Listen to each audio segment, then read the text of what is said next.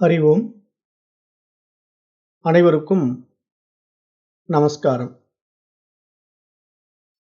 தற்போது நாம் பார்த்துக் கொண்டிருக்கின்ற வகுப்பு கட உபநிஷதம். இப்ப இந்த கட உபநிஷத்துல கடந்த வகுப்புகள் மூலமாக 2வது பகுதியில 3வது அத்தியாயத்துல 5 மந்திரங்கள் பார்த்து முடிச்சிட்டோம். இப்ப இன்றைக்கு நம்ம 6வது மந்திரத்திலிருந்து தொடங்க போறோம். அந்த 5 மந்திரங்களிலும் நிறைய ஆழமான உண்மைகளை புரிந்து கொண்டோம். அதாவது பல லோகங்கள் அப்படிங்கிறது நம்முடைய மனம் சார்ந்த வாழ்க்கை என்பதாக பார்த்தோம். அதுல இருமைகள் கலைந்து அந்த ஏக இறைவனை நம்முள் உணர்ந்து நாம் வாழுகின்ற வாழ்க்கை தான் அந்த இரண்டுக்கும் பொதுவான பூரணத்துவம் வாய்ந்த வாழ்க்கை என்பதாக பார்த்தோம்.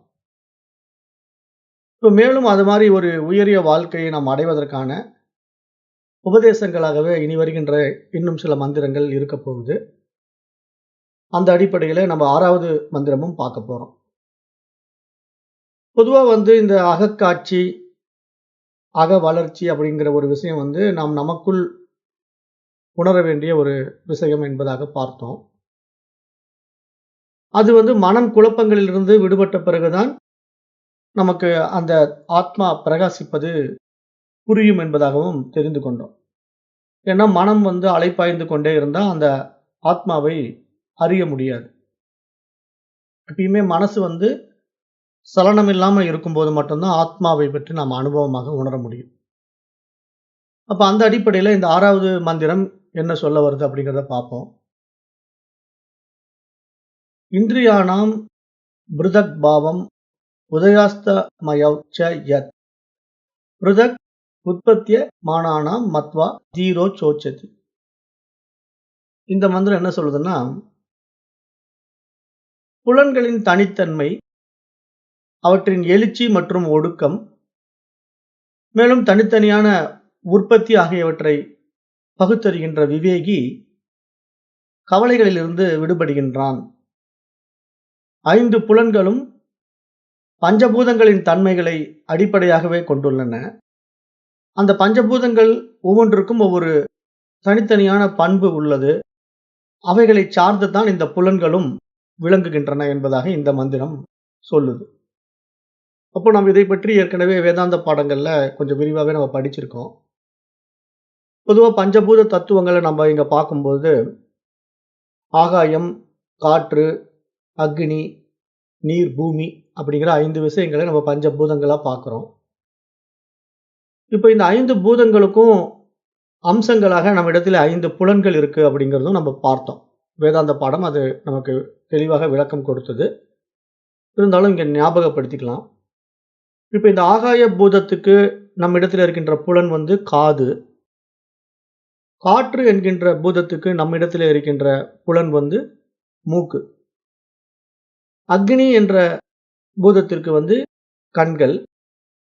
தண்ணீர், நீர் என்ற பூதத்துக்கு நாக்கு, நம்ம இடத்துல இருக்கின்ற நாக்கு. அதே மாதிரி பூமி என்ற பூதத்திற்கு நம்ம இடத்துல இருக்கின்ற தோல். இப்படித்தான் நம்ம இடத்துல 5 புலன்களும் 5 பூதங்கள் அடிப்படையில் நம்ம இடத்துல இருக்கு. ஏன்னா இந்த பஞ்சபூதங்களும் நம்ம இடத்துல இருக்கு. இதைதான் மகான்கள் சொல்றாங்க, அண்டத்தில் உள்ளது பிண்டத்தில் உள்ளது அப்படின்ட்டு. அப்ப இங்க பஞ்சபூதங்கள் எப்படி வெளியே நம்ம புறத்துல பார்க்கிறோமோ ஒவ்வொரு சக்தியா அது இருந்துகிட்டு இருக்கோ, அது நம்முடைய உடலிலே கூட 5 புலன்களாகவே இருக்குது அப்படிங்கிறத நம்ம இங்க புரிஞ்சுக்கணும். மேலும் அந்த மாதிரி நம்ம பார்க்கின்ற இந்த புலன்கள் இருக்கு இல்லையா, உடல் சார்ந்த புலன்கள். இந்த புலன்களுக்குன்னு ஒரு சக்தி இருக்கு. அந்த சக்தி எதனுடைய அதிஷ்டானத்துல நம்ம இடத்துல வெளிப்படுது அப்படின்னா ஆத்மாவினுடைய அதிஷ்டானத்தில் தான் வெளிப்பட முடியும். ஏன்னா நான் ஏற்கனவே சொல்லியிருக்கிறேன், ஒரு இறந்த பிணத்திற்கு கூட புலன்கள் இருக்கும். ஆனா அந்த புலன்கள் செயல்படாம போகும். காரணம் என்ன? அந்த உள்ள அந்த ஆத்மா, அறிவு இல்ல, உயிர் இல்ல. அதனால அங்க வேலை செய்ய மாட்டேங்குது. அப்ப இங்க நம்ம பார்க்கும்போது இந்த பஞ்சபூதங்களுடைய அடிப்படையில இந்த ஆகாச தத்துவத்துல நம்ம இடத்துல இருக்கின்ற புலன்கள் காது அப்படி நம்ம எடுத்துக்கிட்டா கூட அந்த காதுக்கான ஒரு சக்தி என்ன தெரியுமா? ஒலி தான் நம்ம இடத்துல இருக்கின்ற சக்தி.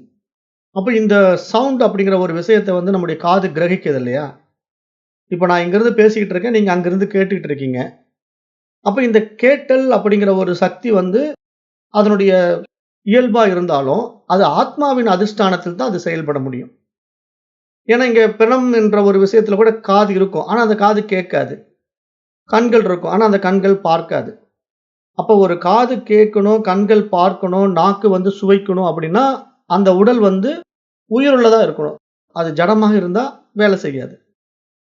அப்ப இங்க நம்ம உயிருள்ள உடல் இயங்குவதற்கான ஆதாரமா 5 பூதங்கள் இருந்தாலும், அந்த 5 பூதங்களின் அடிப்படையில் 5 புலன்கள் இந்த உடலிலே இருந்தாலும், இவைகளுக்கெல்லாம் ஆதாரமாக ஆத்மா இருந்தால்தான், அவைகளுடைய சக்தி வந்து இந்த புலன்கள் வழியாக பிரகாசிக்கும் என்பதாக இந்த மந்திரம் ரொம்ப ஆழமா நமக்கு வலியுறுத்துது. அப்ப அந்த சக்திகள் என்னென்ன அப்படின்னு பார்க்கும்போது, இந்த ஆகாய பூதத்துக்கான சக்தி வந்து ஒலி, சவுண்டு. காற்று என்கின்ற பூதத்துக்கான சக்தி வந்து நுகர்தல், ஸ்மெல்லு. அக்னி என்ற பூதத்துக்கு சக்தி என்ன அப்படின்னா, ஒளி, லைட்டு. நீர் என்ற பூதத்துக்கு சக்தி என்ன அப்படின்னா, சுவைத்தல், டேஸ்ட்.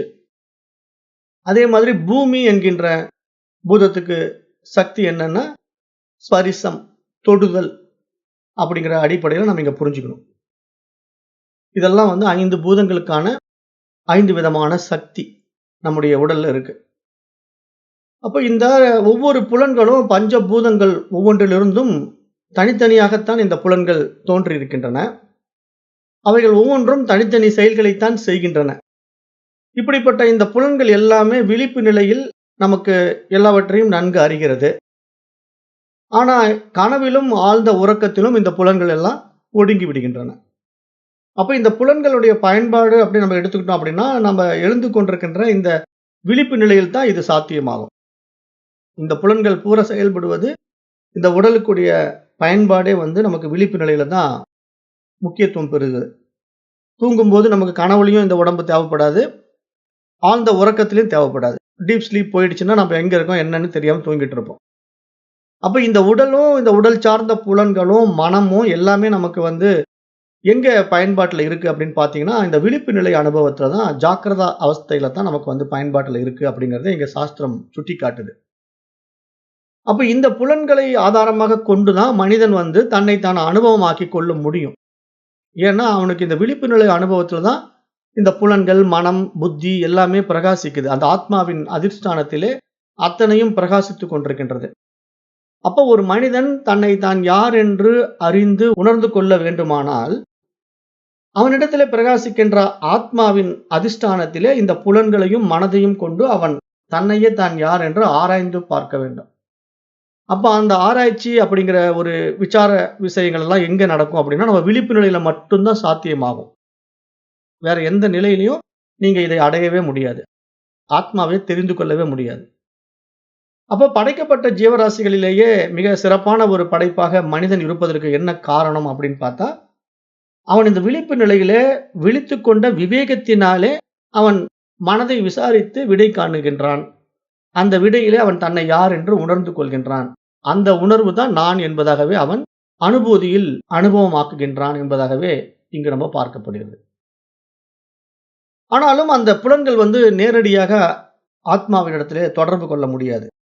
ஆத்மாவினுடைய அதிஷ்டானத்திலே அது பிரகாசிக்கிறது என்றாலும், ஆத்மாவிற்கும் அந்த புலன்களுக்கும் நேரடி தொடர்பு கிடையாது. இது நான் ஏற்கனவே உங்களுக்கு உதாரணம் சொல்லியிருக்கேன்.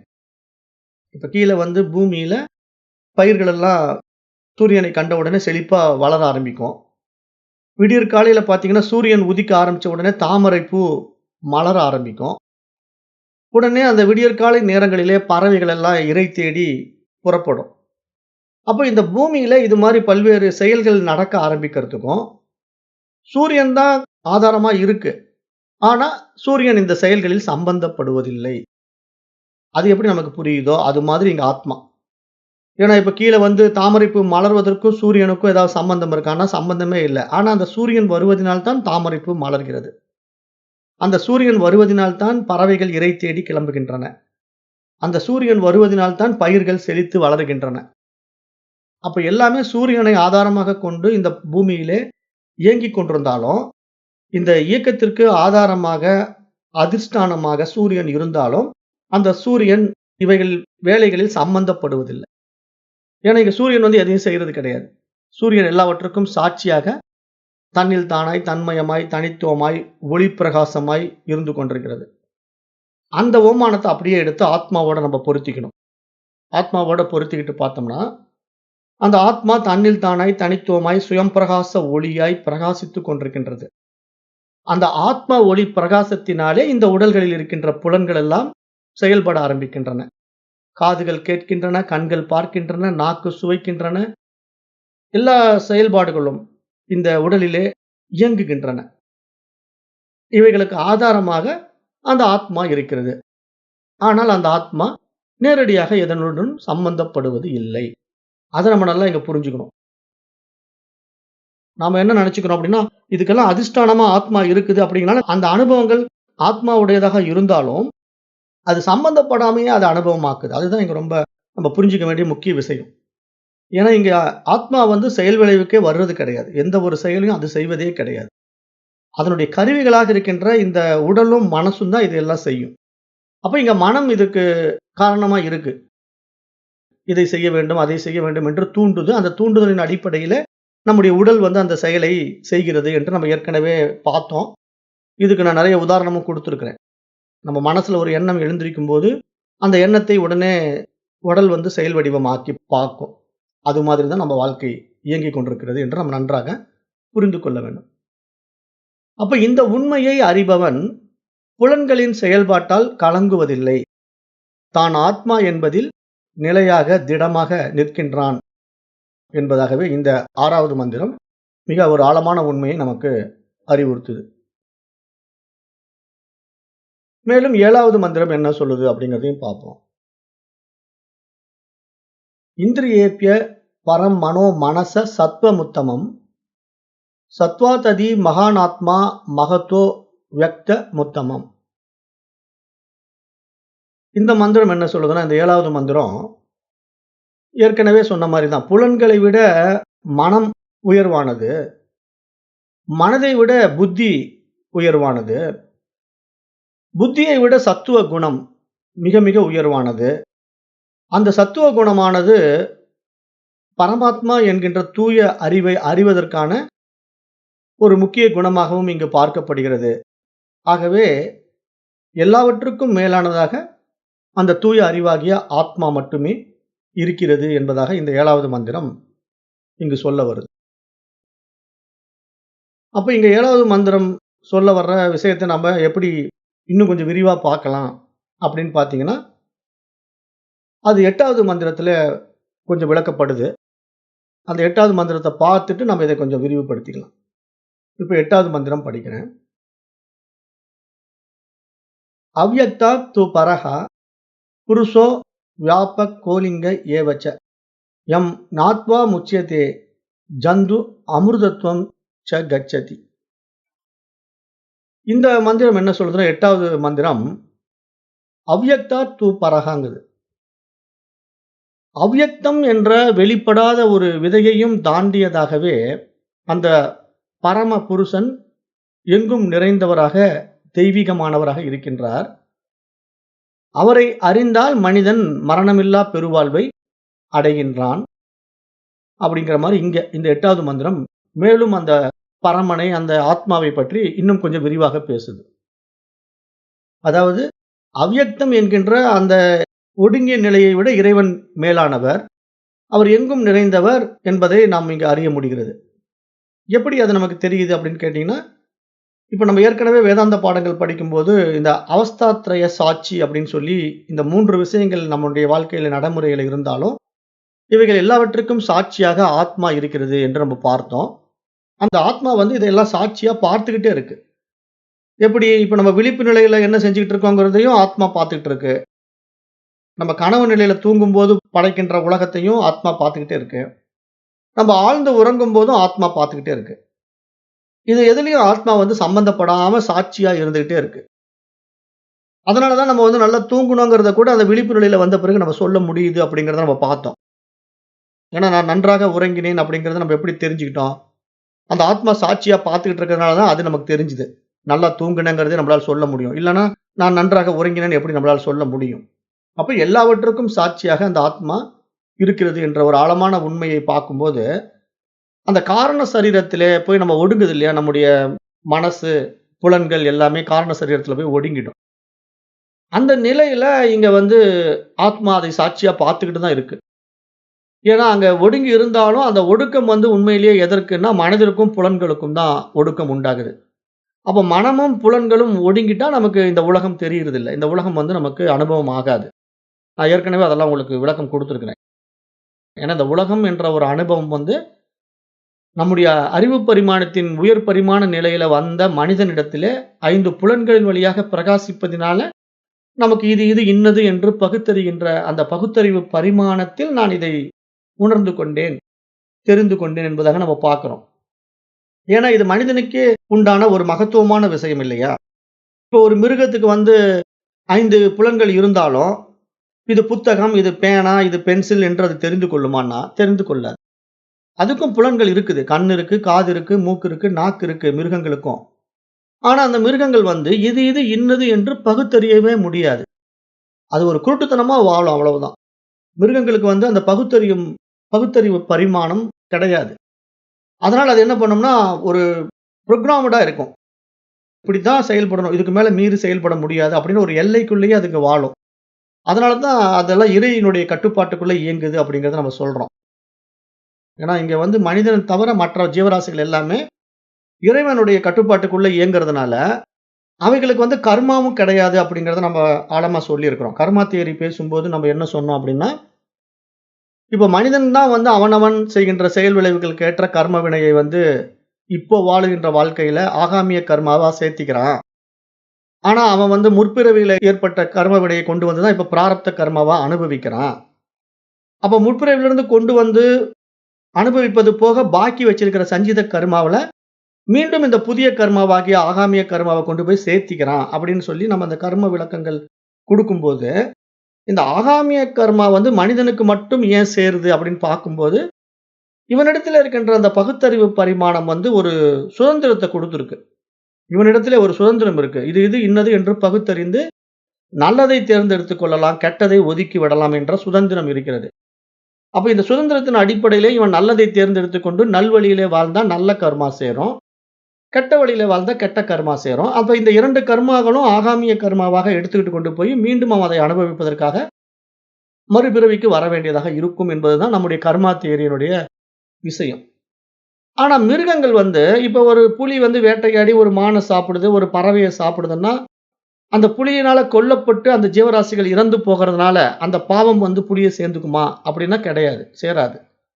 ஏன்னா புலி எந்த ஒரு கெட்ட எண்ணத்திலும் அது செய்யல. அதனுடைய உணவாகத்தான் அத பாக்குது. அதுக்கு உணவு அது, அவ்வளவுதான்.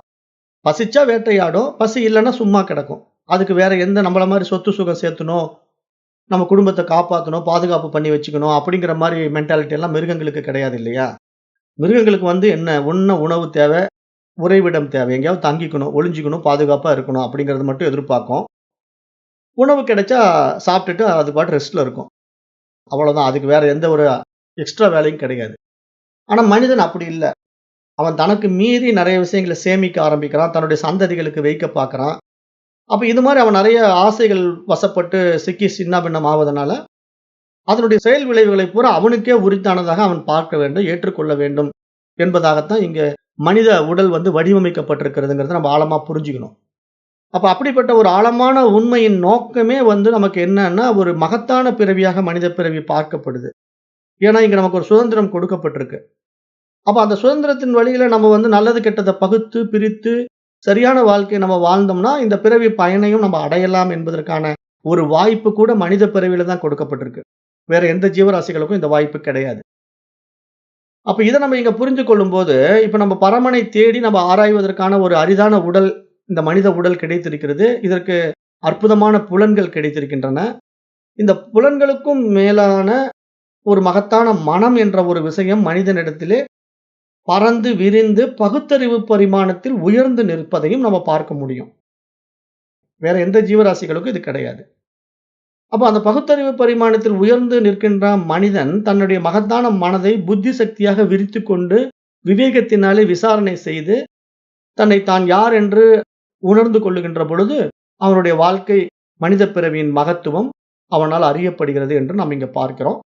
அந்த வாழ்க்கை முறையை நம்ம 2 விதமாக பிரித்து வைத்திருக்கிறோம். அதுதான் புற வாழ்க்கைக்கான முறை, அக வாழ்க்கைக்கான முறை. புற வளர்ச்சி, அக வளர்ச்சி என்று. நம்ம 2யும் ஒற்றுமையா எடுத்துக்கிட்டு போகணும். சைமல்டேனியஸா அந்த 2யும் நாம் கையாளணும். ஆனா நம்ம அப்படி செய்யறதில்ல. நாம என்ன பண்றோம் அப்படின்னா, புற வாழ்க்கையை மட்டும் ஃபோக்கஸ் பண்றோம். அதாவது வெளிப்புற விஷயங்கள, விவகாரங்கள்ல மட்டும் தான் ஆர்வம் காட்டுறோம். தன்னுள்ள திரும்பி அக வாழ்க்கைக்கான வாழ்க்கையை நம்ம வாழ்வதில்ல.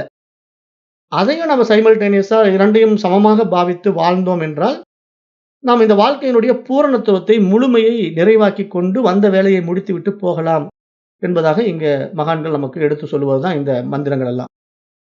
அப்ப இங்க அந்த காரண தேகத்திலே அவ்யக்த நிலையிலே நம்ம ஒடுங்கும்போது கூட நம்மை சாட்சியாக இறைவன் பார்த்து கொண்டே இருக்கிறான் என்பது எதனால சொல்லப்படுதுன்னா, அந்த நிலைக்கும் மேலாக அந்த தூய அறிவு இருக்கிறது என்பதற்காக இங்க இதை சுட்டிக்காட்டப்படுது.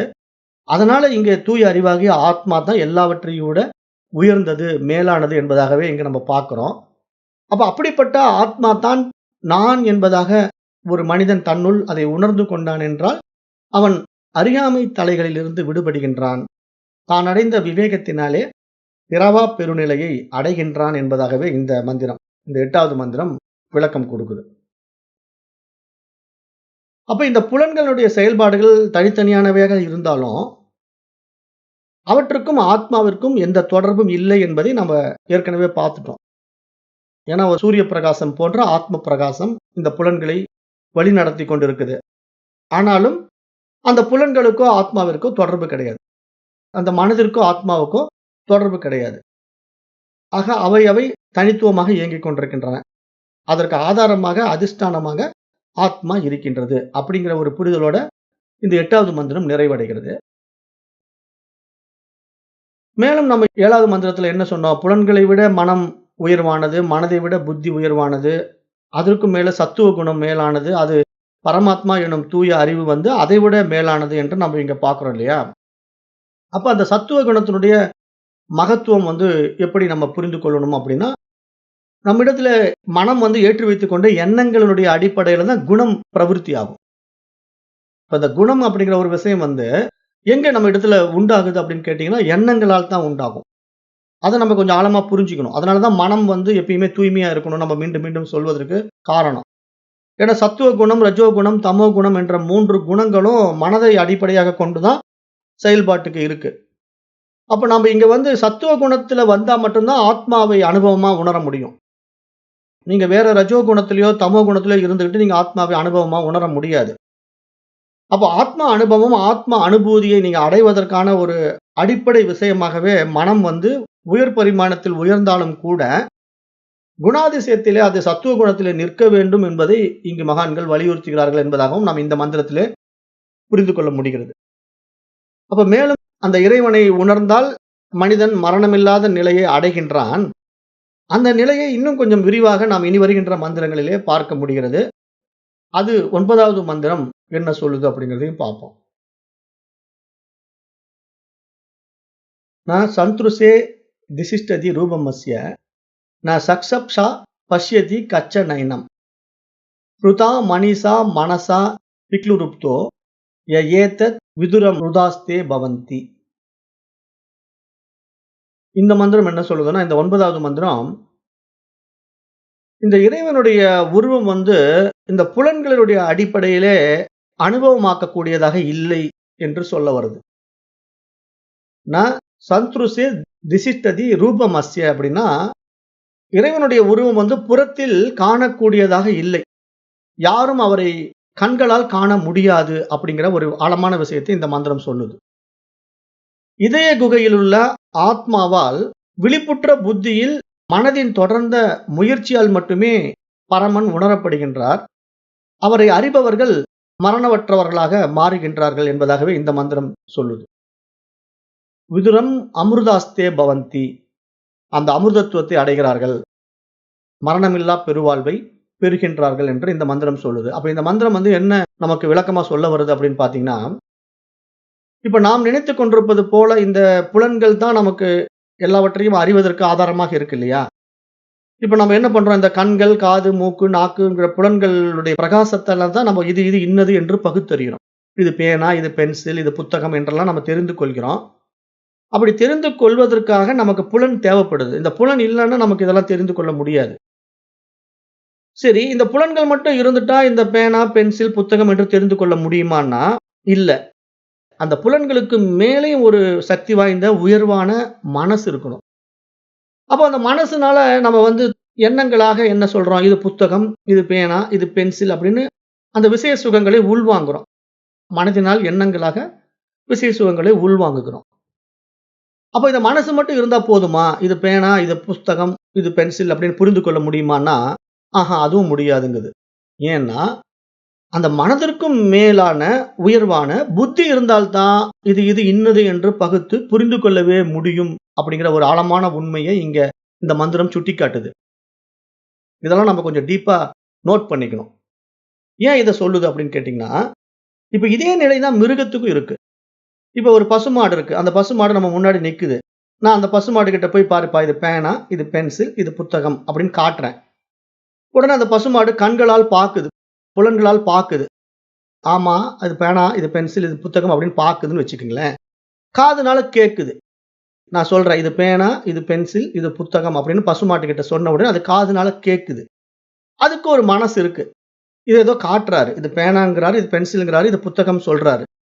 புரிஞ்சுக்குமா? புரிஞ்சுக்காது. ஏன்? அதுக்கு தான் பகுத்தறிவு பரிமாணத்துல உயர் பரிமாணத்தில் வந்த மனிதனிடத்தில் இருக்கின்ற புத்தி மட்டும் தான் இத புரிந்து கொள்ள முடியும். இங்க தான் சிறப்பு. மனிதனிடத்தில் இருக்கின்ற சிறப்பு என்னன்னா, மிருகங்களுக்கும் புலன்கள் இருக்கு. மிருகங்களுக்கும் மனசு இருக்கு. மிருகங்களுக்கும் புத்தி இருக்கு. ஆனாலும் இவைகள் எல்லாவற்றுக்கும் மிக உயர் பரிமாண நிலையில் மனிதனுடைய புத்தி பல மடங்கு அபரிமிதமான ஒரு பிரகாசத்தை அடைந்திருக்கிறது என்பதை சாஸ்திரம் இங்கு ஆழமாக சொல்லுது. அப்படி இருக்கிறதுனால தான் இந்த கல்விங்கிறதே மனிதனுக்காக கொடுக்கப்பட்டிருக்கு. இல்லன்னா நாம் நடத்துற மாரியே அனிமல்ஸ் எல்லாம் கூட ஸ்கூல் போட்டு நடத்துமே. இப்ப நாம ஸ்கூல் வச்சிருக்கிற மாரி மாடெல்லாம் என்ன பண்ணும்? வாங்க நாமெல்லாம் படிக்கலான்ட்டு அது ஒரு ஸ்கூல் ஆரம்பிச்சுக்கும். நாயெல்லாம் ஒரு ஸ்கூல் ஆரம்பிச்சுக்கும். அப்ப அதுங்களுக்கெல்லாம் ஸ்கூல் ஆரம்பிச்சு பாடம் நடத்தி புரிய வைக்கிறதுக்கு என்னைக்குமே முடியாது. அப்ப அதனால இப்ப மனிதன் ஏன் படிக்க வேண்டியிருக்கு? மனிதனுக்காக ஏன் கல்வி தரப்பட வேண்டியதா இருக்கு அப்படின்னா, இந்த படிப்படியா உயர்ந்து வந்த இந்த உயிரினங்களினுடைய பரிமாணம். நம்ம ஒவ்வொன்னா பார்க்கிறோம் இல்லையா? உயிரினங்களுடைய பரிமாணம் எங்கிருந்து தொடங்குது? ஒரு தாவரத்துல தொடங்கி அப்படியே உயர்நிலைக்கு வருது. ஒரு அறிவு தாவரம், இருறிவு புழு பூச்சிகள், மூன்றறிவு ஊர்வன, பரப்பன, மிருகங்கள், அப்புறம் மனிதன். அப்படி நம்ம படிப்படியா இந்த பரிமாண வளர்ச்சியில நம்ம மேல்நிலைக்கு வர்றத தான் திருவாசகத்துல கூட மணிவாசக பெருமான் பாடுறாருன்னு நான் சொல்லிட்டே இருக்கிறேன். எல்லா பிறப்பும் பிறந்திழத்தேன் எம்பெருமானேன்னு பாடுறாரு இல்லையா? அப்ப எல்லா பிறப்பும் நம்ம இந்த மாதிரி ஒவ்வொன்னா படிப்படியா கடந்து வரோம். பல பிறவிகள் எடுத்துட்டோம். ஆனா அரிதான இந்த மனித பிறவிக்குள்ள வரும்போது நமக்கு என்ன ஒரு அட்வான்டேஜ் இருக்கு அப்படின்னு பார்த்தீங்கன்னா, புத்தி சக்தி தான் அட்வான்டேஜ். வேற எந்த ஜீவராசிகளுக்கும் இல்லாத பகுத்தறிவு பரிமாணம் தான் நமக்கு கொடுக்கப்பட்ட ஒரு சிறப்பு. ஆனா இதுல எவ்வளவு பேர் இந்த புத்திய பயன்படுத்துறாங்க அப்படின்னு பார்த்தீங்கன்னா, சர்வேல 1% தான் பயன்படுத்துறாங்க. 99% பயன்படுத்துறதே கிடையாது. 99% ஆஃப் பீப்பிள்ஸ் அப்படியே அனிமல்ஸ் மாரியே தான் வாழ்றான். ஏதோ பள்ளிக்கூடத்துக்கு போறான், படிக்கிறான். இது பேனா, இது பென்சில் தெரிஞ்சுக்கிறான். பட் என்ன பிரயோஜனம்? அது நாய் கூட இப்ப கேட்ச்ன்னா போய் அந்த பேனாவ எடுத்துட்டு வந்து குடுக்கும். நாய்க்கு கொஞ்ச நாள் நீங்க பழக்கி குடுங்களேன். இப்ப அந்த பால் எடுத்துட்டு வா. கேட்ச் தட் பால் அப்படின்னா, ஓடி போய் அந்த பால தூக்கிட்டு வரும். நீங்க என்னென்ன கமாண்ட் எல்லாம் அதுக்கு குடுக்குறீங்களோ, அந்த கமாண்ட் அத ஃபாலோ பண்ணி ஒரு அனிமல் கூட செய்யும். அந்த அனிமல் லெவல்ல தான் மனிதன் கூட என்ன பண்ணியிருக்கிறான்னா, ஓரளவுக்கு வளர்ந்திருக்கிறான். ஆனாலும் அதற்கு மேற்பட்டு அவனுடைய புத்தி சக்திய அவன் பயன்படுத்துவதே இல்லை. அப்படிங்கிற ஒரு ஆழமான விஷயத்தை இங்க சாஸ்திரம் பேசுது. அதத்தான் நாம இங்க புரிஞ்சுக்கணும். நம்ம இந்த பாடத்திட்டத்துல வருவதற்கு முக்கிய நோக்கமே என்ன அப்படின்னா, மனித பரிமாணத்தின் உயர் பரிமாண நிலையில நம்ம விழித்துக் கொள்ளணும். விழித்துக் கொள்ளாம நம்ம மூடத்தனமா, முட்டாள்தனமா, மிருகங்கள விட கேவலமா வாழ்றோம். உண்மையிலேயே மிருகங்களுக்கு கூட மூடத்தனம் இல்ல. அதுங்க கூட ஒரு இறைவனுடைய கட்டுப்பாட்டுக்குள்ள இயங்குது. ஆனா மனிதன் என்ன பண்றான்னா, மிருகத்த விட மோசமாயிட்டான் இல்லையா? மிருகத்த விட மோசமா இருக்கிறான். சுயநலவாதியா மாறிட்டான். தனக்காக எதை வேணா செய்யலாங்கிற ஒரு மனப்பான்மை வந்துடுச்சு. அப்ப இந்த மாரி ஒரு கேவலமான மனிதன், ரொம்ப கீழ்நிலை மனிதனா மாறிட்டான். உடல் அளவில் அவன் மனிதனாக பார்ப்பதற்கு இருந்தாலும், அவனுடைய புலன்களோ அவனுடைய மனமோ புத்தி சக்தியோ வளரவே இல்லை. அதை சயின்டிபிக்கலாவே ப்ரூவ் பண்றாங்க. 99% மனிதர்கள் புத்தியில விழித்துக் கொள்ளவே இல்லை. ஒரு பிரச்சனைனா கூட மனிதன் பிச்சை எடுக்கிற மாதிரி தான் பேசிக்கிட்டு இருக்கான். அவன் அதுக்கு மேல விழித்துக் கொள்ள தயாரா இல்ல.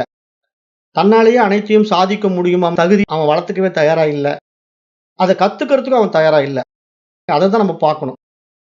இப்ப இது மாதிரி கல்வி ஸ்கூல்ல சொல்லி கொடுக்கல அப்படின்னா, இந்த மாதிரி தனியா எங்க எடுக்கிறாங்களோ அங்க கத்துக்கலாம் அப்படிங்கிற ஒரு மனப்பான்மையும் இல்ல. ஏன் இல்ல? அவனுக்கு தேவை கல்வின்னா பணம் சம்பாதிப்பதற்கான கல்விங்கிற மைண்ட் செட்ல தானே போயிட்டு இருக்காங்க. அப்ப இதெல்லாம் தெரிஞ்சுக்க முடியாது. அப்ப இதெல்லாம் நம்ம தெரிஞ்சுக்கிட்டா தான் புத்தியில விழிச்சுக்க முடியும்.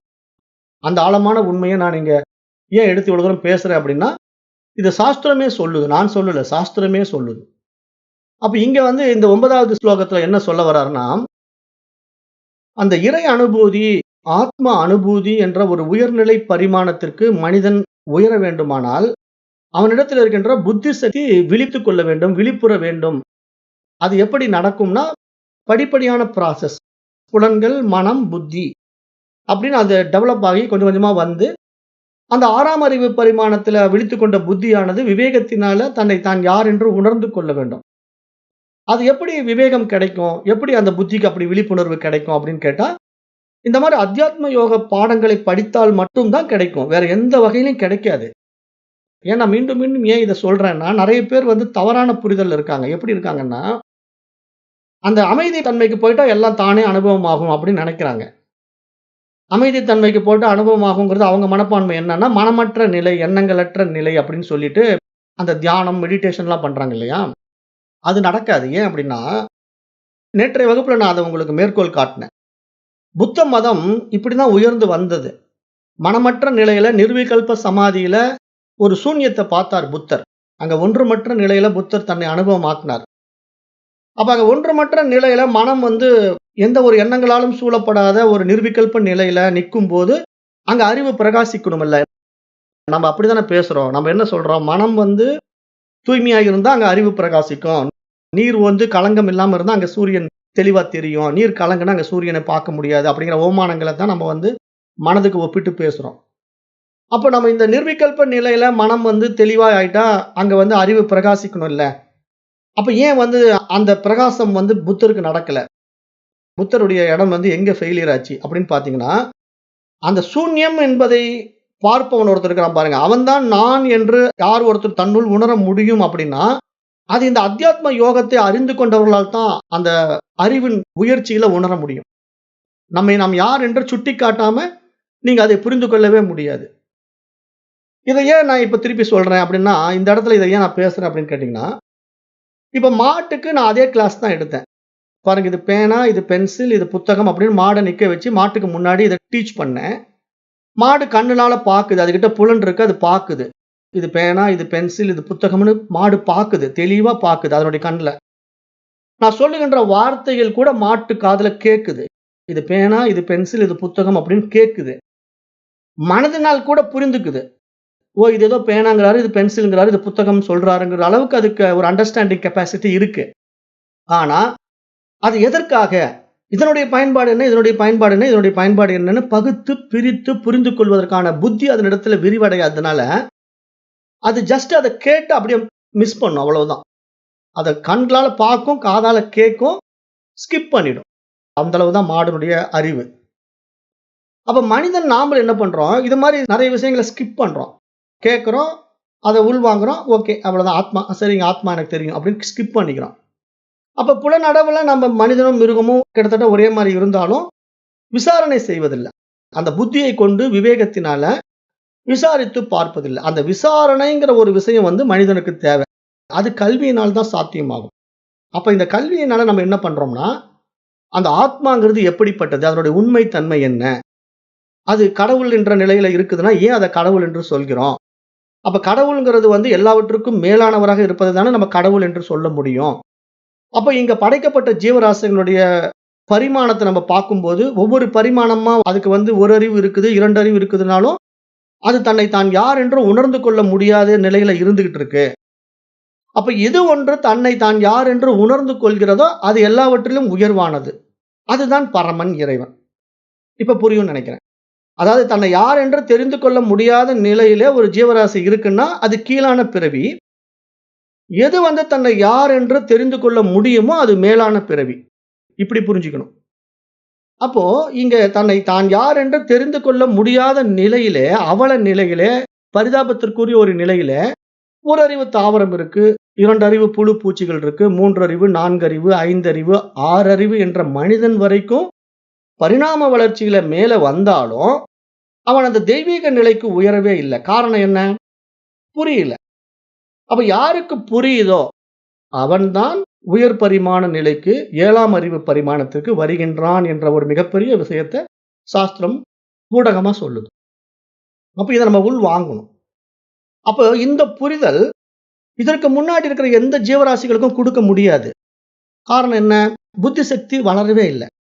ஆனா மனிதனிடத்துல மனம் என்ற ஒரு பரிமாணம் பகுத்தறியும் தன்மையிலே உயர்ந்து 6ஆம் அறிவு பரிமாணத்திலே நல்லது கெட்டதை பகுத்து பிரித்து புரிந்து கொள்ளக்கூடிய ஒரு நிலையில அவனுக்கு கல்வி கொடுக்கப்படும் போது அந்த கல்வியின் வாயிலாக அவன் தன்னை தான் யார் என்று உணர்கிறான். அது இந்த அத்தியாத்ம யோகம் என்ற ஒரு கல்வியை கற்றுக்கொள்வதனால் மட்டும்தான் அவன் உணர்ந்து கொண்டு அந்த தூய அறிவாக ஆத்மாவாக பிரகாசிக்க முடியும். மற்றபடி நீங்க மனமற்ற நிலையில நின்னு பார்த்து ஆத்மாவா பிரகாசிக்கும்னா உங்களுக்கு புரியாததுனால அந்த எம்ப்டினஸ சூன்யம்னு தான் சொல்லுவீங்களே தவிர அங்க நான் இருக்கிறேன் என்று உங்களால் உணர முடியாது.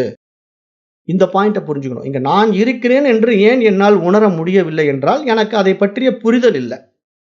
எனக்கு அதை பற்றிய ஒரு புரிதல் வந்தால்தான் நான் எப்படி இருக்கிறேன் என்று என்னை நான் உணர முடியும். அப்ப நான் என்னை எப்படி இருக்கிறேன் என்று என்னை யார் காட்டி கொடுப்பார்கள் என்றால் சாஸ்திரமும் சத்குருவும் தான் காட்டி கொடுக்க முடியும். வேற எதுவும் காட்டி கொடுக்க முடியாது. அதனால தான் நம்முடைய சனாதன தர்மம் மிக உயரிய தர்மமாக இன்றைக்கு வரைக்கும் போற்றப்படுகிறது. ஏன்னா இது ஒரு மிகப்பெரிய விஷயம் இது. அப்ப இங்க நம்ம இந்த ஆழமான உண்மையை நம்ம உள்வாங்கி புரிந்து கொள்ளும் போது அந்த இறை அனுபூதி என்பது உயர் பரிமாணத்திற்கு வந்த ஒரு ஜீவன், ஒரு உயிரினால தான் சாத்தியமாகும். வேற எதனாலும் சாத்தியமாகாது. அது நாம என்ன பண்றோம்? மனித பிறவிக்கு வந்துட்டாலும் கூட நம்ம மூட நம்பிக்கையில போய் சிக்கிக்கிறோம். மிருகத்தை விட கீழ்நிலைக்கு போய் இறங்கிக்கிறோம். இறங்கி சில முட்டாள்தனமான வாழ்க்கை முறைகளை வாழ்ந்து கொண்டு தப்பா போறோம். அதனால இங்க இந்த சாஸ்திரம் என்ன சொல்லுதுன்னா, இங்க இறை அனுபூதி, இறை அனுபவம் என்பது உயர் பரிமாணத்துக்கு வந்த மனிதனிடத்தில் இருக்கின்ற 5 புலன்கள் கூட பயன்படாது. கண்கள் காண்பதில்லை, காது கேட்பதில்லை, மூக்கு நுகர்வதில்லை. எதை? ஆத்மாவை. என கண்கள் காண்பது, மூக்கு நுகர்வது, காது கேட்பது எல்லாமே அந்த ஆத்மாவின் சக்தியினால், அந்த ஆத்மா இருக்கின்ற சக்தியினால் இதெல்லாம் நடக்குது. ஆனா இதெல்லாம் நடப்பதற்கு எது ஆதாரமாக இருக்கிறதோ அதுவே நான் என்று தன்னை ஒருவன் உணரும் போது மட்டும்தான் இதனுடைய பயன்பாடெல்லாம் எனக்காகத்தான் என்பதே அவனுக்கு புரியும். அது வரைக்கும் அவன் புரியாது இல்லையா? அதனால கடவுள் அவன் எங்க தேடுறான்? புலன்கள்ல தேடுறான். வெளியே பார்க்கறான். கண்கள் வழியா கடவுளை பார்க்க முடியுமான்னு பார்க்கறான். என்றைக்கும் பார்க்க முடியாது. ஏனென்றால் அவன் தேடும் பொருளே அவன் தானே. அவன் எதை தேடுகின்றானோ அந்த தேடும் பொருளே அவனாகவே இருப்பதனால அவன் கண்களால் பார்த்தும் பிடிக்க முடியாது, காதால் கேட்டும் தெரிந்து கொள்ள முடியாது, மூக்கினால் நுகர்ந்தும் பிடிக்க முடியாது. அப்ப அதை தான் இங்க இந்த மந்திரம் சொல்லுது. இந்த மந்திரம் ரொம்ப ஆழமா அதை பேசுது. எப்படி பேசுதுன்னா, அந்த சக்ஷு பக்ஷா பஸ்யதி கச்ச நயனம் ருதா மனிஷா மனசா பிக்லுருப்தோ ஏத்தத் விதுர அமிர்தாஸ்தே பவந்தி. அப்போ புறத்திலே காணக்கூடியதல்ல இறைவன், கண்களால் காணக்கூடியவன் அல்ல இறைவன். சாதாரண கண்களால் இறைவனை காணவே முடியாது. எப்படி அவனை காண வேண்டும் என்றால் புத்தி தெரிய வேண்டும். நம்ம இடத்துல இருக்கின்ற புத்தி விவேகத்தினாலே விழித்துக் கொள்ள வேண்டும். அந்த புத்தி விவேகத்தினாலே விழித்துக் கொள்ளும் போது நம்முடைய இதய குகையிலே ஆத்மாவாக இறைவன் வீற்றிருக்கின்றான். உணர்வாய் நம்மிடத்திலே தூய அறிவாய், பேரறிவாய் பிரகாசித்துக் கொண்டிருக்கின்றான். சுடர்விட்டு பிரகாசித்துக் கொண்டிருக்கின்றான்.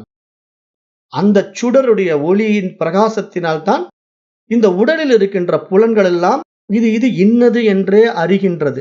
அந்த ஒளி பிரகாசத்தினால்தான் இந்த கண்கள், காதுகள், நாக்கு, மூக்கு எல்லாம் உணர்கின்றது. அப்போ இந்த புலன்கள் எல்லாம் வாசல்கள், அந்த அறிவு ஒளியின் வாசல்கள் என்பதாக நம்ம பார்க்கிறோம். இதுதான் நம்முடைய வைதிக தர்மத்துல, நம்முடைய ஆகம விதிப்படி ஆலயம் அமைக்கப்பட்டிருக்கு. ஆலயங்களுடைய வாசல்கள் எடுத்துக்கிட்டீங்கன்னா முன்னாடி வந்து ஒரு கோபுரம் இருக்கும். அந்த கோபுரத்துல கலசங்கள் இருக்கும். அப்புறம் உள்ள நுழைஞ்சு வந்த உடனே ஒரு பலிபீடம் இருக்கும். அப்புறம் அப்படியே கொஞ்சம் உள்ள வந்தீங்கன்னா கர்ப்ப கிரகம் இருக்கும். இப்படி நம்ம எப்படி ஒரு ஆலய வடிவமைப்ப வந்து நம்ம வந்து ஆகம விதிப்படி உண்டாக்கி வச்சிருக்கிறோமோ, அது முழுக்க முழுக்க இந்த மனித உடலே தான். இந்த மனித உடல படுக்க வச்சீங்கன்னா, முன்னாடி பாதங்கள் நீட்டிக்கிட்டு இருந்ததுன்னா, அந்த 10 விரல்களும் 10 கலசங்களாக பார்க்கிறோம். அப்புறம் அப்படியே நடந்து நம்ம வரக்கூடிய பாதை, அதுதான் நம்முடைய தொடை, நம்முடைய மற்ற பகுதிகள். அப்புறம் நம்முடைய தொப்புள் தான் பலிபீடம். அப்புறம் அப்படியே நம்ம இருதய குகை தான் அங்க வந்து கர்ப்ப கிரகம். அப்ப அதுக்குள்ள வந்து அப்படியே நுழைஞ்சு உள்ள வந்தீங்கன்னா, நம்ம தலைக்குள்ள இறைவன் பிரகாசித்துக் கொண்டிருக்கிறான். நம்முடைய தலை தான் அவனுடைய இருப்பிடம். அப்ப இங்க நம்ம இது மாரி தான் அங்க ஆலயத்த ஸ்ட்ரக்சர் பண்ணியிருக்கோம். அந்த ஆலயத்தோட அமைப்ப வந்து இப்படிதான் நம்ம டிசைன் பண்ணியிருக்கோம். அப்ப இந்த டிசைன், இந்த டெக்னாலஜி வந்து பூடகமா, சூட்சமமா நம்முடைய முன்னோர்கள் அமைத்திருக்கிறார்கள். அந்த அமைப்பு, அந்த வழிபாட்டு முறை எதற்காக என்றால், அந்த பேரறிவை நேரடியாக புரிந்து கொள்ள முடியாததுனால, ஒரு க்ளூ, ஒரு டெக்னிக். இப்படி போனா இப்படி போலாம் அப்படிங்கிற மாரி சொல்லிக் குடுக்குறாங்க. இப்ப எப்படி நமக்கு வந்து சாலையில போயிட்டு இருக்கும்போது, இந்த பக்கம் கோவை, அந்த பக்கம் சேலம்ங்கிறது தெரியாம திருதிருன்னு முழிச்சுக்கிட்டு நின்னோம்னா, அங்க ஒரு கைக்காட்டி மரம் வச்சிருப்பான். அதுல ரைட்ல போனா சேலம், லெஃப்ட்ல போனா கோயம்புத்தூர்ன்னு போட்டிருப்பான். அது எதுக்குன்னா, நம்மள பாதை சரியா நம்ம போய் தேர்ந்தெடுப்பதற்கு. அது தெரியாம நம்ம வந்து அந்த சேலம்ன்னு போட்டிருக்கிற போர்டு கிட்டயே நின்னுகிட்டே இருந்தோம்னா, நம்ம சேலம் போய் சேர முடியாது. அந்த சேலம்ங்கிற போர்டு எந்த பக்கம் காட்டுதோ, அந்த பக்கம் நம்ம திருப்பி அந்த டைரக்ஷன்ல நம்ம மூவ் பண்ணி போகணும். அது மாதிரி இங்க இறைவன் எங்க இருக்கிறான்? நம்முடைய இருதய குகைக்குள்ள இருக்கிறான். அந்த இருதய குகை என்பது நம்முடைய தலை. அந்த தலையில ஆத்மாவா பேரொளியாக சுடர்விட்டு பிரகாசித்துக் கொண்டிருக்கின்றான். அனைத்தையும் அறியும் அறிவாக ஒளிர்ந்து கொண்டிருக்கின்றான். அந்த அறிவு இருப்பதினால் தான் இங்க புலன்களோ, இந்த உடலோ இயங்கிக் கொண்டிருக்கின்றன. இந்த புலன்கள் வாயிலாக அனைத்தும் அறியப்படுகின்றன. இது இது இன்னது என்பது எப்படி மனசு தெரிஞ்சுக்குது? புத்தியினால் எப்படி பகுத்து பிரித்தறியுது? இது எல்லாவற்றுக்கும் ஆதாரமாக அந்த அறிவு இருப்பதினால் இதெல்லாம் நடக்குது. அப்படிங்கிற ஒரு மிகப்பெரிய உண்மையை உபதேசிப்பதற்கான ஒரு பூடகமான விஷயமாக ஆலய வழிபாடு நமக்கு அமைக்கப்பட்டு காட்டப்பட்டது. ஆனா நாம என்ன பண்றோம்? சேலம்ங்கிற போர்டு கிட்ட நின்னுகிட்டே நம்ம சேலம் போப்போறோம், சேலம் போப்போறோம்ன்னு சொல்லிட்டு இருக்கிற மாதிரி, ஆலய வழிபாட்டுக்குள்ளேயே போய் சிக்கிக்கிட்டு நான் ஆத்மாவை அறியப் போறேன், ஆத்மாவை அறியப் போறேன்னு சொல்லிட்டு இருக்கிறோம். நடக்காது. எத்தனை யுகங்கள் போனாலும் நடக்காது. ஏன்னா, அதனுடைய தாத்பரியம் புரியல. வழிபாட்டினுடைய முறை நமக்கு புரிய மாட்டேங்குது. அதனால கூட்டம் அலமோதுது கோயில்ல. அடிச்சுக்கிட்டு ஆடுறான், சாவறான். அப்புறம் வந்து இந்த கோயில்ல போனா சொர்க்க வாசலுக்குள்ள போனா நமக்கு சொர்க்கம் கிடைச்சிருங்கிறான். அந்த கோயில்ல போயிட்டு வந்தா புண்ணியம் கிடைச்சிருங்கிறான். இப்படிதான் கோயில் கோயிலா சுத்துறான். ஒண்ணும் நடக்காது. காரணம் என்ன? அந்த கோயிலினுடைய தாத்பரியமே தெரியாம கோயில் கோயிலா சுத்தி என்ன நம்ம சாதிக்க போறோம்? ஒண்ணும் சாதிக்க முடியாது. அதுக்கு தான் இங்க புத்தி தெளிய வேண்டும். அப்ப இந்த மாரி வழிபாட்டு முறைகளை உண்டாக்கிக் கொண்ட மனிதன் அதிலேயே சிக்கிக் கொண்டான். இந்த வழிபாட்டு முறை மிருகங்களிடத்துல இல்லையே. மிருகங்களுக்கு ஏதாவது கடவுள் வழிபாடு இருக்கா? கிடையாது. எந்த மிருகமும் இந்த கடவுள் போய் நான் வழிபடுறேன்னு சொல்றது கிடையாது. அது இந்த கடவுள் தான் உயர்ந்தவர், தாழ்ந்தவர் என்று கூட சொல்லாது. அப்படி கூட அதுக்கு தெரியாது. இங்க பெருமாள் தான் பெருசு, சிவன் சின்னதுன்னு சொல்லுமா எந்த மிருகமாவது? அல்லது அந்த பெருமாள்லயே எனக்கு வி மாரி நாமம் போட்டா தான் பிடிக்கும், யூ மாரி நாமம் போட்டா பிடிக்காதுன்னு சொல்லுமா? அதுல தென்கலை, வடகலைன்னு வேற பிரிச்சு பார்க்குமா அந்த மிருகம்? அப்போ மிருகத்தோட கம்பேர் பண்ணும்போது, மனிதன் மிருகத்தோட மட்டமானவன் ஆயிட்டான். காரணம் என்ன? மதம். அந்த மதம் வந்து அவன மதம் பிடிக்க வச்சுடுச்சு. அப்ப இத வந்து நம்ம எப்படி தெரிந்து கொள்ள முடியும்னா, இந்த மனம் வந்து பக்குவம் அடையாம, இந்த மனதிற்கான புரிதல் கிடைக்காம, இந்த மனதிற்கான சரியான பாடங்கள் கொடுக்கப்படாம, இந்த மனம் வந்து உயர் பரிமாணத்துக்கு உயரவே உயராது. எப்படி நம்ம இந்த உலகியல் கல்வியில வந்து நீங்க ஒரு பர்ட்டிகுலர் சப்ஜெக்ட் எடுத்து படிக்கிறீங்க. அதுல நீங்க புரொஃபசர் ஆகுறீங்க. ஃபார் எக்ஸாம்பிள் வந்து நீங்க பிசிக்ஸ் எடுத்து படிக்கிறீங்க. நீங்க ஒரு இயற்பியல் வல்லுனரா மாறிட்டீங்க. நீங்க ஒரு பிசிக்ஸ் புரொஃபசர். அதுல நீங்க பிஹெச்டி வாங்கியிருக்கலாம். டாக்டரேட் பட்டம் பெற்றிருக்கலாம். நீங்க பல ஆராய்ச்சிகள் மேற்கொள்ளலாம் பிசிக்ஸ்ல. ஆனா அந்த பிசிக்ஸ்ல எப்படி நீங்க மாஸ்டரா இருக்கீங்களோ, அதை பற்றி ஒரு ஏ டூ இசட் ஒரு புரிதல் உங்களிடத்துல இருக்குதோ, அது மாரி மனிதன் தன்னை தான் அறிந்து கொள்வதற்கான ஒரு ஆழமான அறிவியல் தான் இந்த ஆன்மவியல். இந்த அத்தியாத்ம யோகம், இந்த வேதம், இந்த ஆத்ம வித்யா. இத நம்ம அகவளர்ச்சிக்கான படிப்பா நம்ம படிக்கல அப்படின்னா, என்றைக்குமே நம்ம வந்து ஆன்ம அனுபூதிய அடையவே முடியாது. பிறவிகள் தான் போய்க்கிட்டே இருக்கும். எவ்வளவு கோயில் கோயிலா சுத்தினாலும் சரி, நீங்க எவ்வளவு பெரிய தியானம் பண்ணி மனமற்ற நிலைக்கு போனாலும் சரி, சாத்தியமாகாது. ஏன்னா தியானமோ, பூஜையோ, புனஸ்காரங்களோ, யாகமோ, யாக யக்னங்களோ, வேள்விகளோ, வேதத்தில் சொல்லப்பட்ட அத்தனை கர்ம காண்டங்களும் நீங்க கட்டாயம் கடைபிடித்தாலும் அதனுடைய நோக்கம் எல்லாமே தூய அறிவாகிய பரமனை அறிவதற்கான பாதைகள். அது ஒன்லி போர்டு தான். இப்படி போ அப்படி போ அப்படின்னு சொல்லி கொடுக்கக்கூடிய போர்டு, அவ்வளவுதான். இந்த பக்கம் போ அந்த பக்கம் போன்னு சொல்லும், அவ்வளவுதான். ஆனா அதையெல்லாம் புடிச்சுக்கிட்டு அங்கேயே நம்ம நின்னுகிட்டு இருந்தோம்னா என்றைக்கும் நம்ம நம்முடைய இயல்புக்கோ நம்முடைய சொரூபத்துக்கோ நம்முடைய யதார்த்தத்துக்கோ நாம் போகவே முடியாது என்ற ஒரு ஆழமான உண்மையை இங்க இந்த மந்திரம் விளக்குகிறது. அப்ப நம்ம இந்த மனம்ங்கிற ஒரு விஷயம் நம் மனிதனிடத்திலே பகுத்தறிவு பரிமாணமாக உயர்நிலைக்கு வந்திருப்பதினால, அதை நல்லது கெட்டதை பகுத்து பிரித்து ஏற்றுக்கொண்டதினால, அந்த நல்ல விஷயங்களிலே இது போன்ற அத்தியாத்ம யோகத்தை நம்ம படித்து தெரிந்து கொள்வதினால நம்ம இடத்துல ஒரு வெளிச்சம் வருது. என்ன வெளிச்சம்? ஓ, நான் நினைத்துக் கொண்டிருப்பது போல நான் இந்த உடல் அல்லவா, நான் நினைத்துக் கொண்டிருப்பது போல இந்த மனம் அல்லவா, அப்ப இந்த பஞ்ச கோஷங்களுக்கும் அப்பாற்பட்ட தூய அறிவாகிய பரமன் தான் நானா? அப்ப அந்த பரமனின் ஒரு துளிதான் நானா? அப்ப இந்த உடல் மூலமா நான் இப்படி பிரகாசித்துக் கொண்டிருக்கின்றனா? அப்ப இந்த ஒரு துளி விஷயமே இவ்வளவு பிரகாசத்தை கொடுக்குதுன்னா அந்த எல்லையற்ற வெளி எவ்வளவு பெரிய பிரகாசத்தை கொடுக்கும்? அப்ப நான் அந்த எல்லையற்ற வெளி அல்லவா, நான் ஏன் இந்த சிறிய ஒரு பவுண்டரிக்குள்ள நான் சுருக்கி வச்சுக்கிட்டு இருக்கிறேன் அப்படின்னு சொல்லிட்டு நம்ம எப்ப இந்த உடல் அபிமானத்தை விடுறோமோ, இந்த மன கட்டுப்பாட்டை நம்ம விட்டு விடுகிறோமோ, அப்பொழுதுதான் நம்ம அந்த தூய அறிவாகவே பிரகாசிக்க முடியும். ஏன்னா நம்மள ஒரு பவுண்டரிக்குள்ள வச்சுக்கிட்டு பார்க்கிற வரைக்கும் நாம் அந்த தூய அறிவாக பிரகாசிக்கவே முடியாது. ஏன்னா இந்த உடல் மேல இருக்கிற அபிமானம், இந்த புற விஷயங்கள் இருக்கிற நாட்டம், இதெல்லாம் ஒரு நாளும் ஆத்மாவை அனுபவமாக காட்டி கொடுக்காது. ஆனா காட்டி கொடுக்கும். எப்படி காட்டி கொடுக்கும்னா ஒரு பரோட்ச ஞானமா இருக்கும். ஏட்டு சுரைக்காய் மாதிரி. சுரைக்காய்ங்கிற ஒரு விஷயத்தை எப்படி நம்ம புத்தகத்துல படிப்போம், அதனுடைய உருவத்தை பார்ப்போம். அது யார்கிட்ட கேட்டாலும் சொல்லுவோம், இதாங்க சுரைக்காய்ன்னு எனக்கு தெரியுமே அப்படிம்போம்.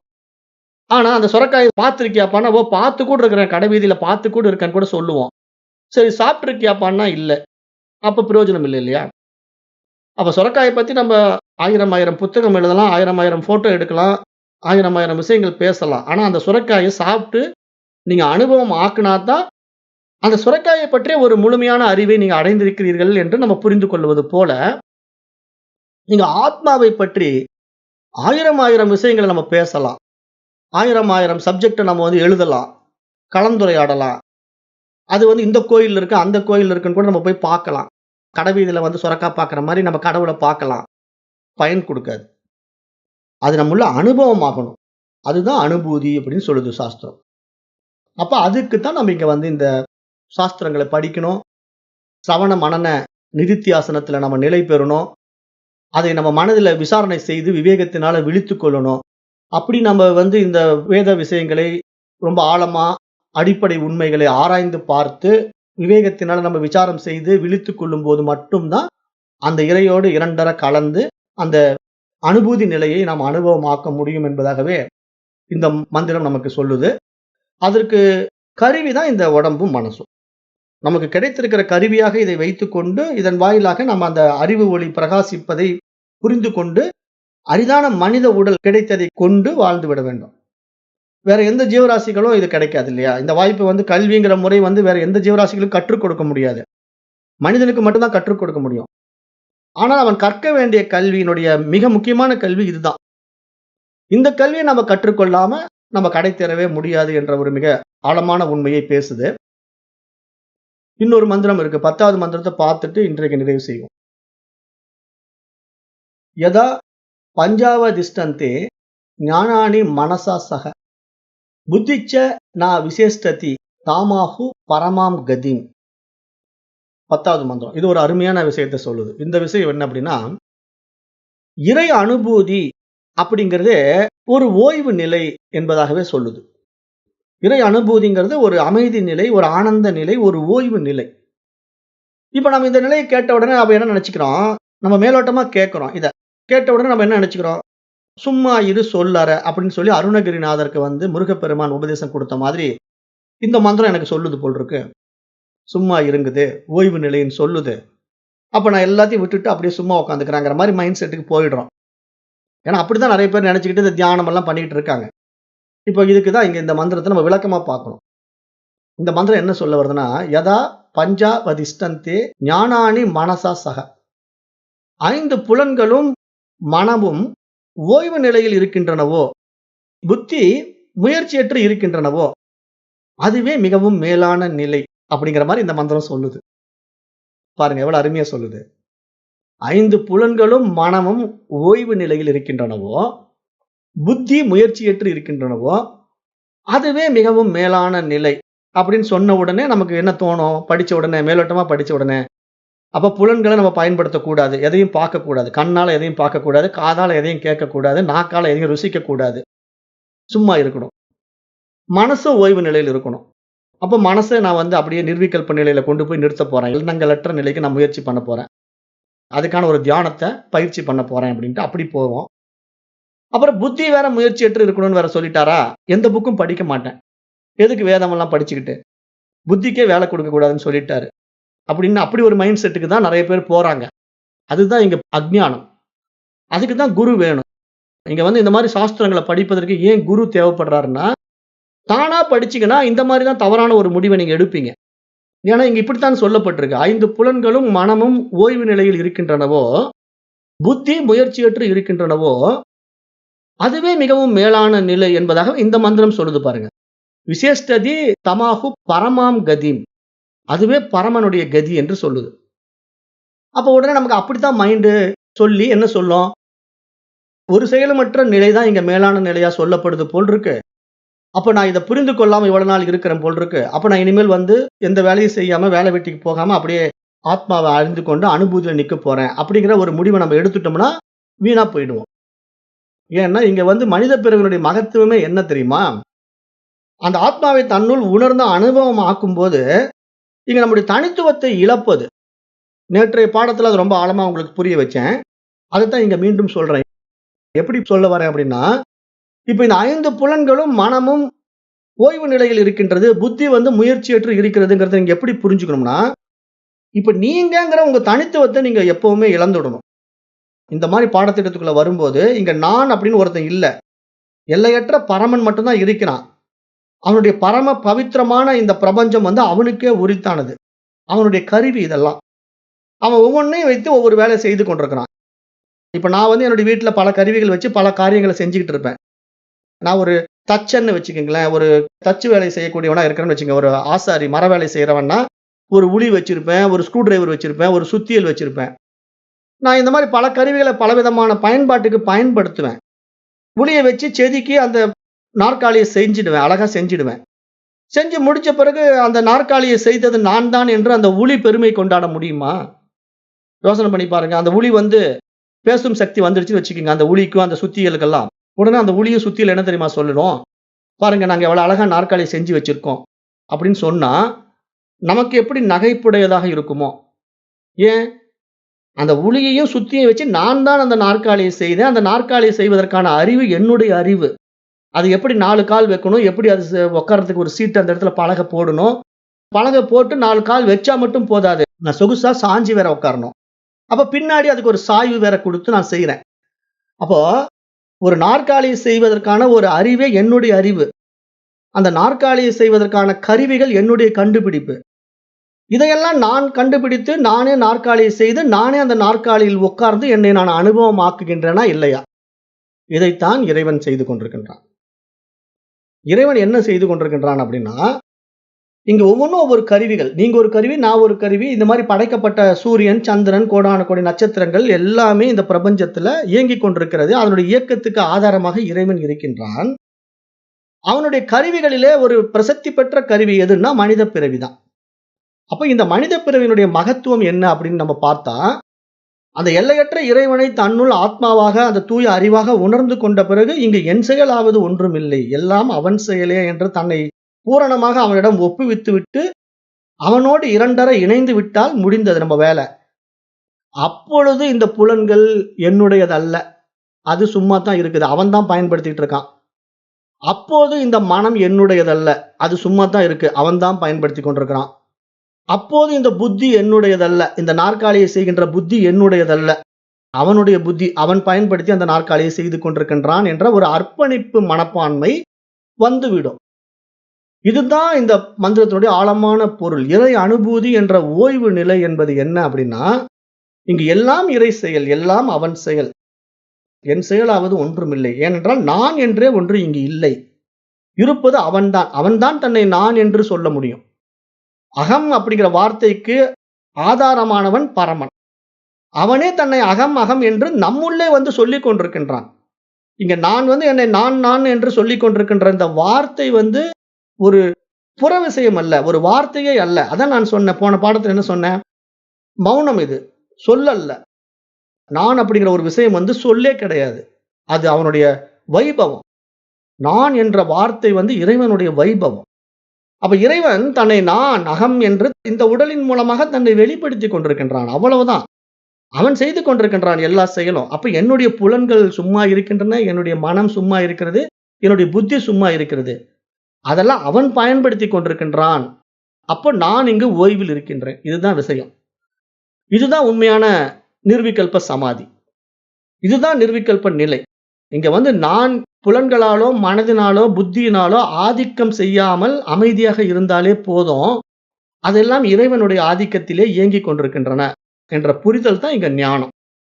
இதுதான் இந்த மந்திரம் சொல்ல வர்ற மிகப்பெரிய ஒரு உண்மை. அப்ப இங்க உண்மையில் புலன்களும் மனமும் ஓய்வு பெற்ற நிலையை அடைந்ததாக நாம் எப்படி புரிந்து கொள்ள வேண்டும் என்றால், அந்த ஆத்மா உள்ளதினால்தான் அவைகள் எல்லாம் செயலாற்றுகின்றன என்ற புரிதல் நமக்கு வந்துவிட வேண்டும். அந்த ஆத்மாவின் அதிஷ்டானத்தில் தான் இந்த புலன்கள் இயங்குகின்றன, இந்த மனது இயங்குகின்றது, இந்த புத்தி செயல்பட்டுக் கொண்டிருக்கின்றது, இந்த உடலே இயங்கிக் கொண்டிருக்கின்றது. ஆக இந்த உடல் இருக்கின்ற புலன்கள், மனம், புத்தி எல்லாம் அவனது கருவிகள்.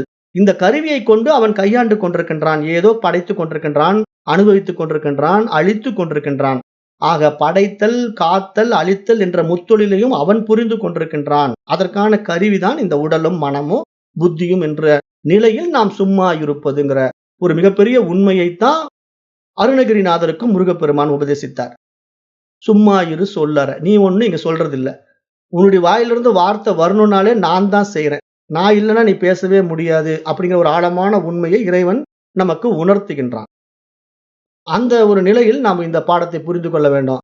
இதுதான் மிகப்பெரிய உண்மை. இந்த நிலையில் நம்ம வாழ கற்றுக்கொண்டால் வாழ்க்கை வசந்தமாகும். பார்க்கும் இடமெங்கும் பரமன் பறந்திருக்கின்ற அந்த அனுபவமாகும். ஆனந்தம் எல்லையில்லாமல் பூரித்து பொங்கி வழியும். இது என்ஜாய் பண்றதுக்கு தான் நமக்கு இங்க மனசு, புத்தி எல்லாம் கொடுக்கப்பட்டிருக்கு. அந்த கருவிக்கு அது ஒரு ஆனந்தத்தை கொடுக்கும். ஏன்னா இறைவனே என்னை கையாண்டு இதையெல்லாம் செய்து கொண்டிருக்கின்றான்ங்கிற ஒரு ஆனந்தம் எப்படி எல்லையற்றதாக இருக்கும். அந்த ஆனந்தம் தான் இங்க நம்ம அடைய வேண்டிய ஆனந்தம் என்பதாக பார்க்கிறோம். அப்போ இன்றைக்கு நம்ம நேரம் கருதி இந்த 10வது மந்திரத்தோட நிறைவு செய்கிறோம். அப்புறம் இன்னும் ஒரு 8 மந்திரங்கள் இருக்கு. அது எப்படி போகுதுங்கிறது அடுத்தடுத்த வகுப்புகள்ல பார்க்கலாம். நன்றி. ஓம் தத் சத்.